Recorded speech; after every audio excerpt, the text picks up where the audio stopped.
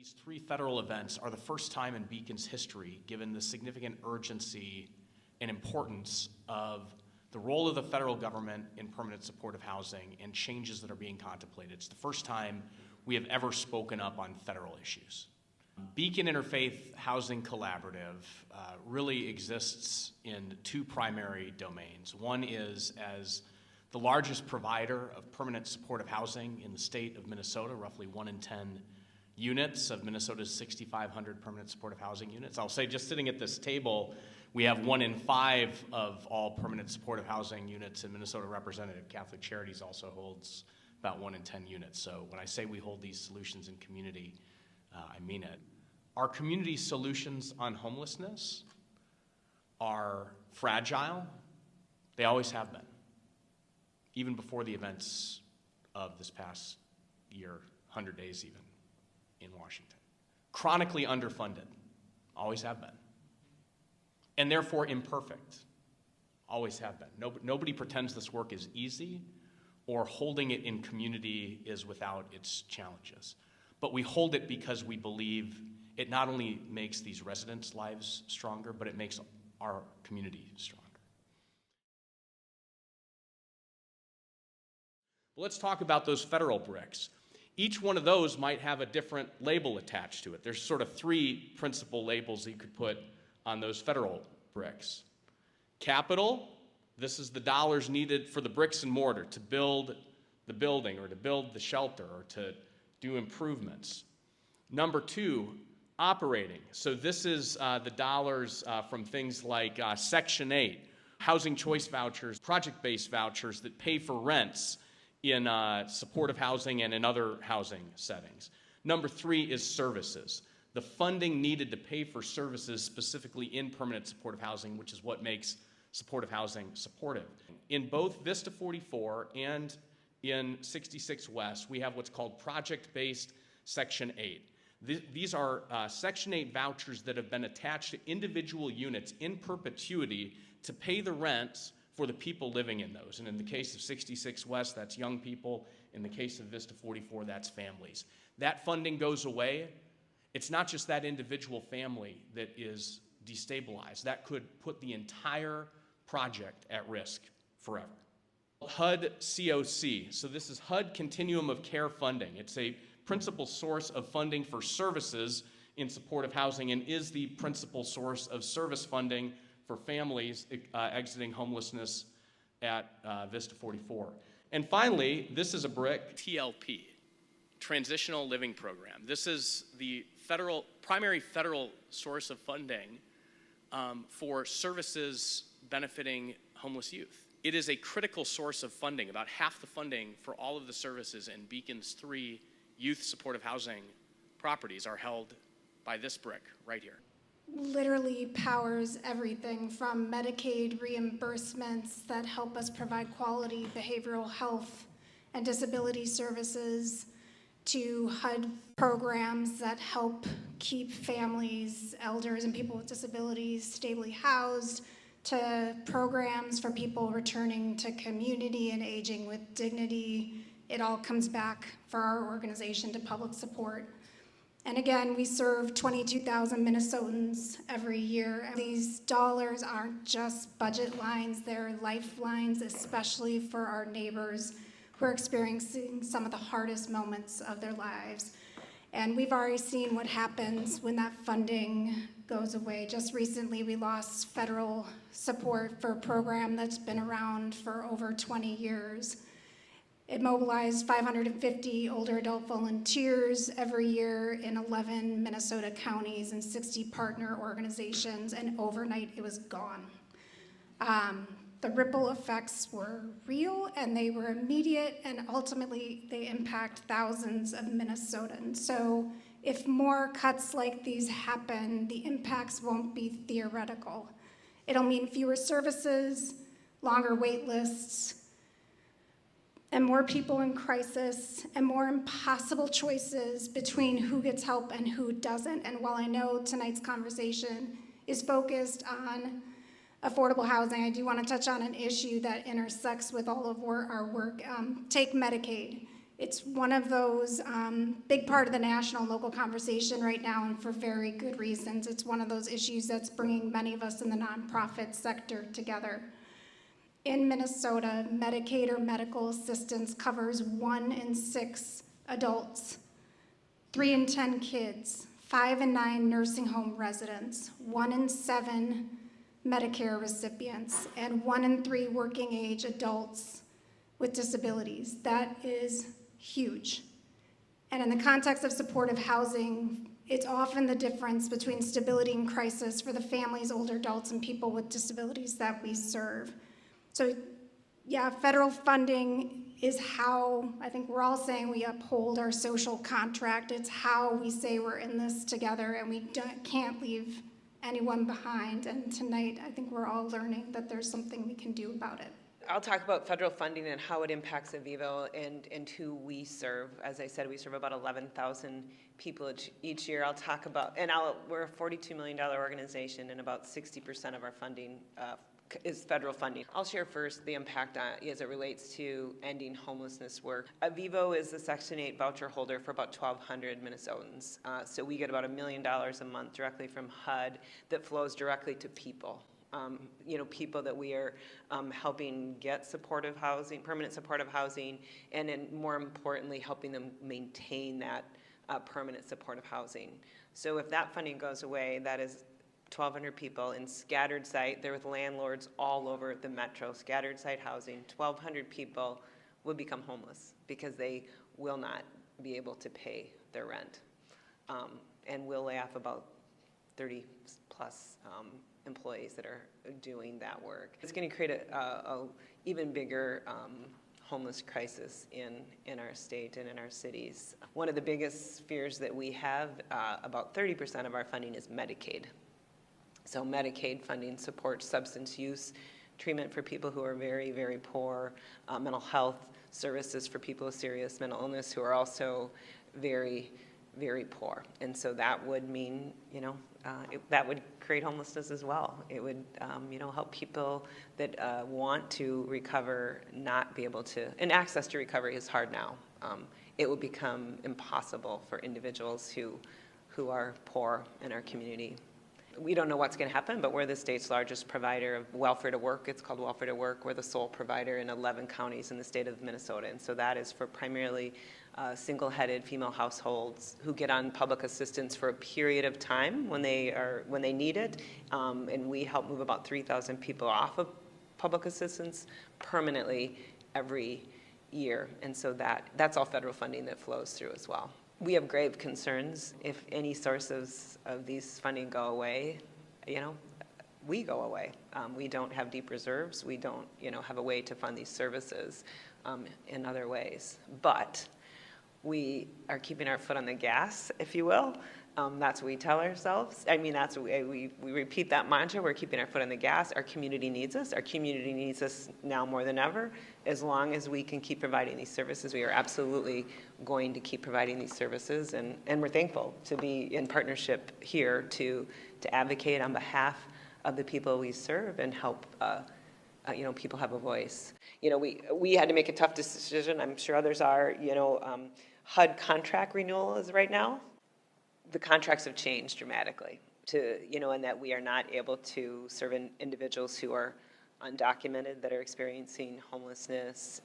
They're asking us to erase our emphasis and focus on, our diverse communities that are experiencing unsheltered homelessness. And so we are signing our contracts, but because we will continue to serve, but what that looks like and how we read between the lines of contracts, it's creating a lot of conversations and an expense for organizations that don't have money either. We're having to have attorneys read these contracts to see, how much trouble we are going to get into when we continue to carry on our mission that we've been around since 1960 doing this work and incredibly committed to it. So how do we continue to live our mission and, not lose the funding that helps us do that? Federal funding is about 10% of Project for Pride and Living's total budget.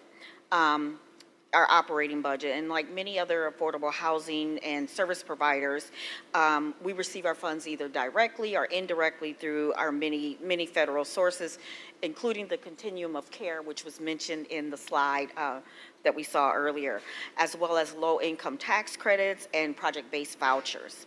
The Continuum of Care program through the Department of Housing and Urban Development is a critical source of direct funding for our resident services team.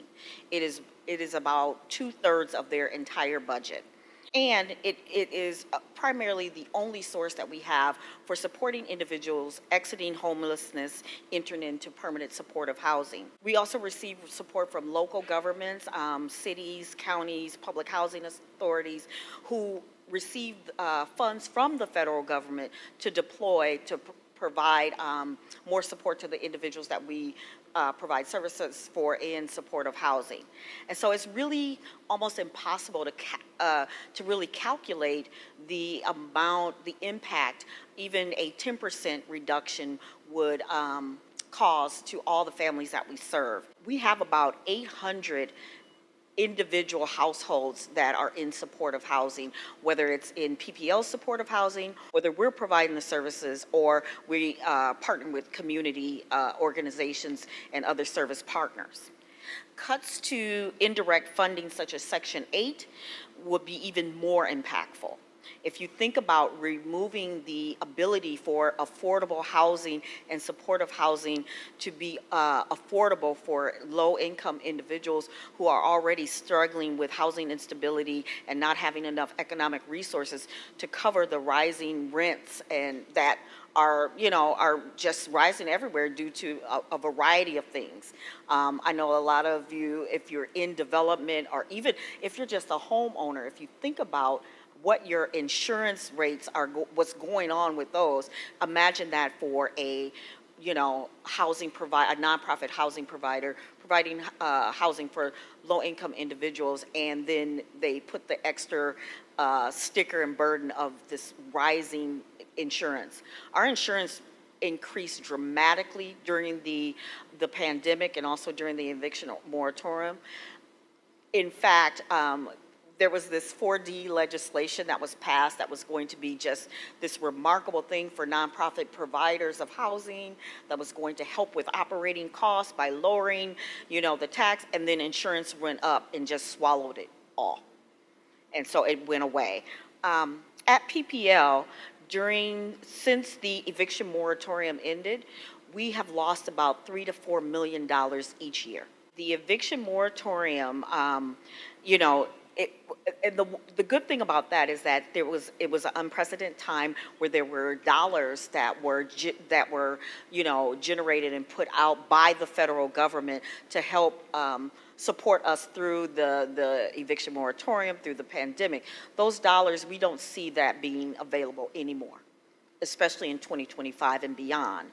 And so when you think about the impact that, one, taking away, the ability for services in housing and permanent supportive housing, and also the ability to have rental subsidy to make the housing affordable for the individuals we serve, if you take away those things, we would be in a situation where we are turning people out of housing.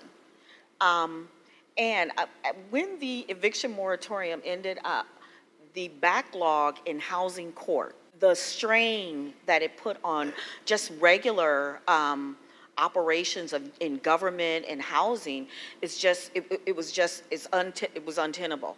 And not having resources that we had back then, the financial resources, I just don't even know how, as a society, we would be able to sustain and continue to offer any type of services to. These are the things that, you think about the other people in the community who you think are like, they're doing fine, they're doing okay. These things will affect everyone, every single person that you know. Should these cuts be as dramatic as we know they are? It could put an organization like Project for Pride in Living out of business and many others. We're resilient, we're fighters. We're going to uncover every rock. We're going to advocate. We're going to be strong. But to be really real about this moment of time that we're in, this will be devastating to an organization that is serving the hardest, what they say the hardest to serve, which just really means, you know, individuals with acuity that need housing stability. They need housing stability, they need services, they need to know that they have a place to live and a path to thrive. This is really serious, and I think people forget we're dealing with people's lives here, and this is a matter of life and death. Oftentimes when we're talking to our board of directors and others, they ask, well, what kind of contingency planning are you doing? What are you planning for? And what we've had to say is that's really difficult to do right now with the irresponsible and haphazard way that the federal government is throwing out possibilities of what they want to do. And I've had to say, you know, the possibilities are everything from needing to adjust our service model or our staffing model in some ways to, as Kelly said, closing the doors. For Catholic Charities, about 68% of our funding comes from government sources. As Kelly said, a lot of our funding is local or state funding, but if you kind of trace the Mississippi River of funding, a lot of the origins of that money have federal ties, and if those go away, the local government units don't have the reserves to back that up, and that funding will go away. About a third of our, or about 30% of our funding comes directly from federal sources, and not just in our housing, but I'll illustrate, 16% of our funding comes from Medicaid. And for Catholic Charities, that's primarily work we do with seniors who are, or people with disabilities who are living with Medicaid, and we provide the case management services to keep them safely housed in their home, preventing assisted living or nursing home placement. And if the federal government thinks that's more expensive than someone going into a nursing home, I have a lot to tell them. About 5% of our funding comes from the Childcare Assistance Plan for 130 young people that we serve at our Northside Child Development Center. And for those of you that don't know, our Child Development Center serves 99% Black or African American students, and they face the worst educational disparities in our nation. And if their access to quality early childhood goes away, the chances of those young people being able to effectively contribute to the workforce diminishes greatly. 4% of our funding comes from HUD directly, and as Kelly said, if that funding goes away, some of those housing options are going to go away and people will end up back in the street. But the most important percentage to me is 4% of our funding comes from tenant rent. And those tenants are folks that are receiving some sort of government assistance. And if that goes away, their ability to pay their rent goes away.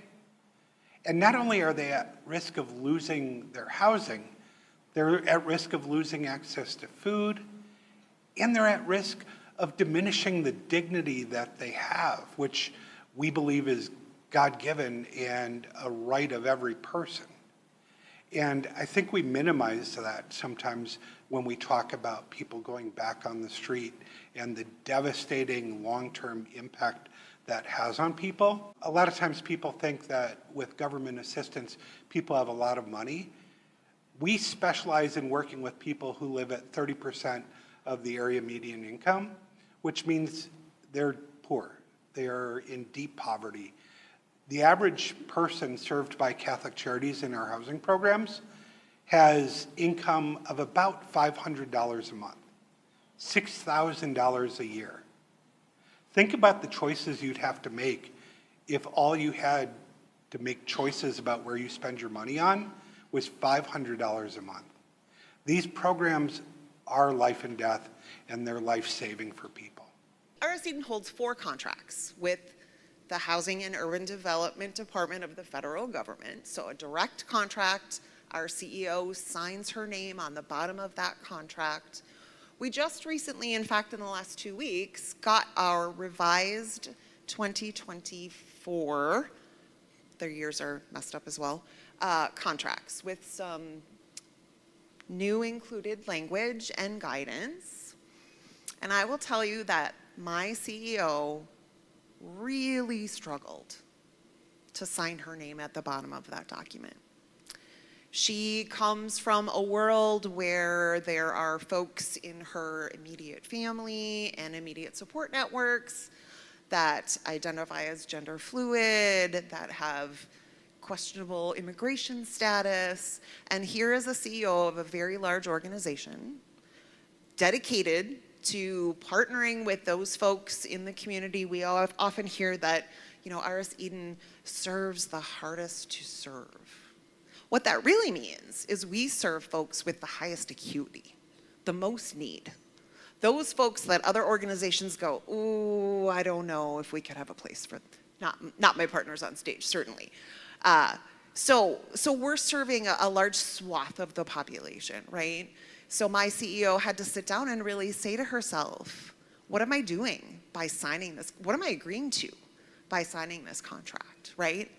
Never in my career have I ever had a leader question signing a document that would give us much, much needed, and not enough, federal dollars to help people who absolutely deserve, not even need, absolutely deserve a roof over their head, a place to lay down at night. We have 4 projects that are primarily and specifically funded with those dollars. One of our properties is a family's property. So those federal dollars support 25 households of anywhere from 2 to 14. Can you imagine being a family of 14 and not knowing where you're going to put all of those littles tomorrow morning? I can't. Food security, again, as I mentioned, our property in Northeast that supports folks experiencing chronic homelessness, lots of veterans there, right? We're just going to put people out on the street? So homelessness is a policy problem and it's an economic problem. Who experiences homelessness is systemic racism. No ifs, ands, or buts. So let's be clear about that, and that is absolutely relevant when we talk about what this federal administration is up to right now. Everyone's clear on that, right? So make sure we get that out of the way. Having been doing this work for the last 20 years, I think the way things are supposed to work, and I think when I look to government, what I'm looking for is infrastructure investment. That is the responsibility of our government systems, is to invest in infrastructure. So we've got roads to drive on and water in our pipes and housing. Housing is the most simple, most fundamental element of infrastructure, in my opinion, and that's how we ought to be viewing these resources. As far as immediate impacts go, Simpson, we have contracts, we have COC service contracts, as Chris was mentioning. We've got about $800,000 in those contracts around housing. In particular, I know there's a lot of folks in this room who have been paying attention to this work or been actively involved in this work in recent years, and you probably have heard that we've done an amazing job solving homelessness for veterans in Minnesota, right? People have heard that? Is that fair? Yeah? Does anyone know how and why? Section 8. So the federal government issued special Section 8 vouchers specifically for veterans. So after the federal government gutted Section 8 and housing and urban development in the 80s, they finally stepped up and did the right thing for one subset of our population, which was veterans, over the course of the last, 5, 6, 7 years. And it worked. Shocking. So that's an important thing to pay attention to, is that when we're talking about losing programs, we are still way, way, way below water from where we should be with this. We've seen what happens when we do get good federal investment. It worked great for veterans, and we need to continue to expand upon that, and we can't see that go at risk. We had to remove things like the nature of this problem being institutional racism from our website to appease yes. So those are the kinds of things that are happening right now. Those are the direct impacts that we are facing immediately. And the choices that we're making to not put people on the street. Our community solutions on homelessness are held together like that Jenga tower, and have been held together by at the risk of oversimplifying, what has been a fairly durable bipartisan consensus going back actually to the Reagan-Era. Our first investments in supportive housing, federal investments in supportive housing as a response to homelessness, came under Ronald Reagan. It was Ronald Reagan who created the Interagency Council on Homelessness that first had an effort in the name of government efficiency of coordinating all of the homeless response efforts across federal agencies. And then you walk that forward across every subsequent administration, Republican and Democrat. Each one brought a new sort of flavor or innovation on top of that that collectively has actually been a part of, despite the fact that homelessness has grown overall, we are also, like right here in Hennepin, for example, though homelessness has grown, we are housing more people than ever before. We are moving more folks from shelter into housing than ever before. These solutions are working, even though they're imperfect. There's nothing in terms of a public return on investment from a dollar standpoint or from an effectiveness standpoint that does more to stop homelessness than supportive housing.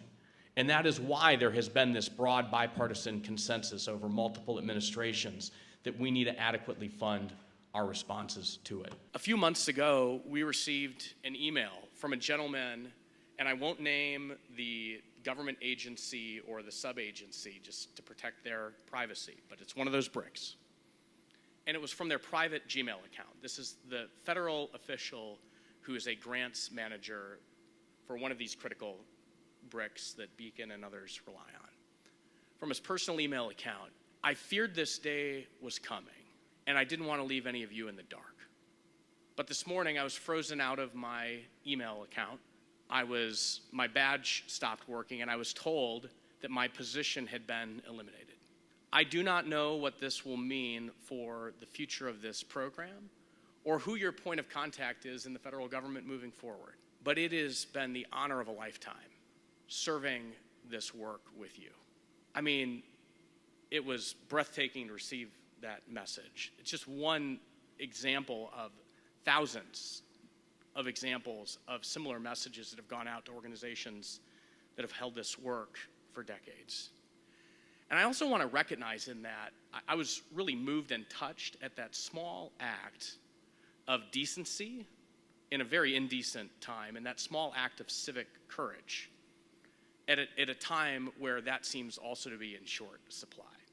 We also know that there are organizations in this space that have lost funding because of things that have appeared on their websites or things that their leaders have posted on social media. So I will say even our decision as an organization to start focusing on and leaning into this core role of organizing work comes with risk that we have decided to step into based on our identity and mission. Our homeless response system, our community solutions on homelessness, are fragile, chronically underfunded, and therefore imperfect. But we will sure miss them when they're gone. And really, for the first time in decades, and I really do mean decades, that is a real, clear, and present threat and danger in front of us as we sit here tonight. As we heard in the opening presentation, as we look at both what the impact of big, beautiful bill, give me a break. It's big, but it is a big, ugly bill. It is a big, dangerous bill. It is a bill that will harm our most vulnerable members of our community and harm all of us who rely on a prosperous, thriving community and the role of community solutions in homelessness. So it is not a big, beautiful bill. We agreed at an organizational level that our role in this moment is to tell the truth. To tell the truth about the extraordinary leadership that over decades that has created our community response to homelessness across Republican and Democratic administrations at a federal level. To tell the truth about the role these programs play in holding our community solutions on homelessness and serving individual residents. And to tell the truth about what would happen if they go away. That is what we are here to do. But I also want to name you being here tonight PPL sitting in this room and holding this space with us, R.S. Eden holding this space with us, Avivo and Catholic Charities and BOA and others who have held these spaces, Simpson. These are small acts of civic courage that are so needed in this moment if we are going to hold these solutions together. And so I just want to name and recognize and thank you for holding this together, because this is a moment where we need your voice and your generosity more than ever before as we contemplate what it might mean for some of those bricks to go away.